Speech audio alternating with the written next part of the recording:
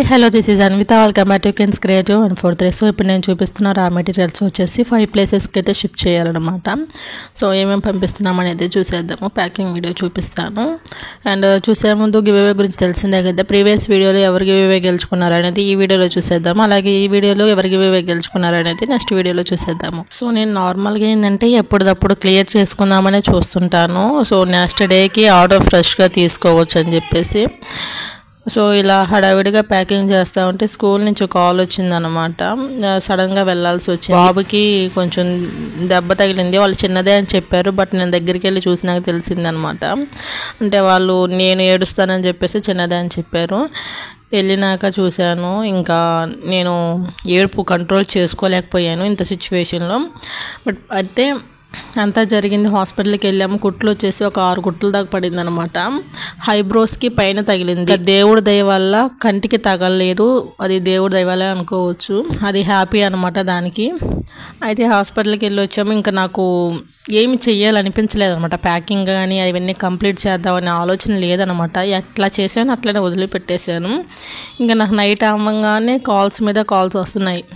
Packing పంపించారా, tracking ID పంపించలేదని చెప్పేసి. ఒక ఆమెడ, అంటే అందరూ కాదండి, నాకు వచ్చిన ఆర్డర్స్లో ఒక ఆమెడ అనమాట. భలే అసలు నాకు ఎందుకో కోపం వచ్చేసింది ఆమె మీద. నేను మీ ఆర్డర్ తీసుకోను, మీ అమౌంట్ మీకు రిటర్న్ పెట్టేస్తున్నాను అని చెప్పేశారనమాట.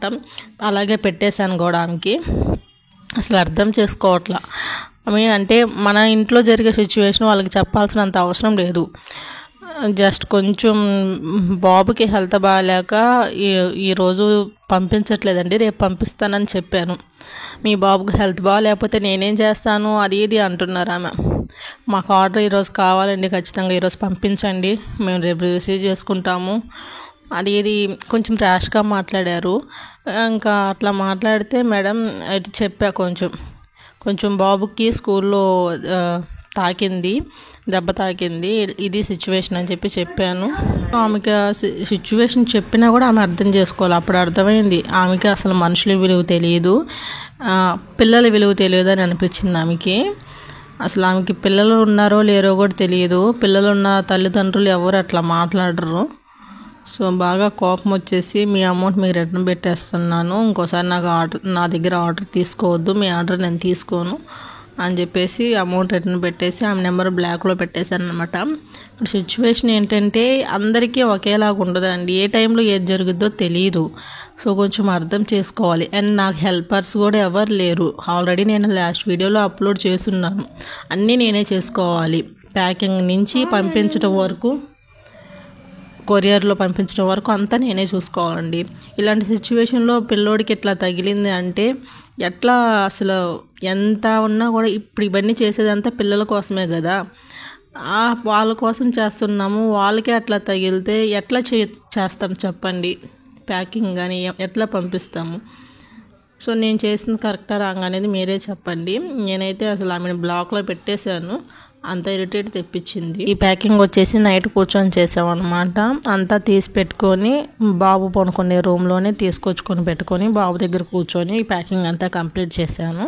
నార్మల్గా అయితే ఈ వీడియో పెట్టాలని ఆలోచన లేదనమాట, జస్ట్ ప్యాకింగ్ చేసేద్దాము అనుకున్నాను.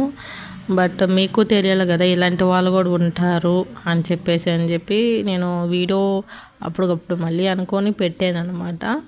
ఆల్రెడీ ప్యాకింగ్స్ చాలా అయిపోయి ఉన్నాయి, బట్ వీటి కోసం అని చెప్పేసి మళ్ళీ వీడియో పెట్టాను. గ్లాస్ బ్యాంగిల్స్ కూడా వచ్చి 2 days అవుతుంది అనమాట, రెయిన్ డ్రాప్ షేప్లోది.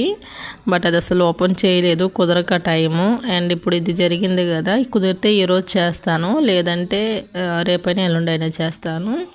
సో నేను చేసింది కరెక్టా రాంగా అనేది మీరే చెప్పండి. సో వీడియో మొత్తం లాస్ట్ వరకు వాచ్ చేయండి. ఐ హోప్ ఈ వీడియో నచ్చిందని అనుకుంటున్నాను. నచ్చితే లైక్ చేయండి, షేర్ చేయండి, సబ్స్క్రైబ్ చేసుకోండి. Thank you for watching. Bye.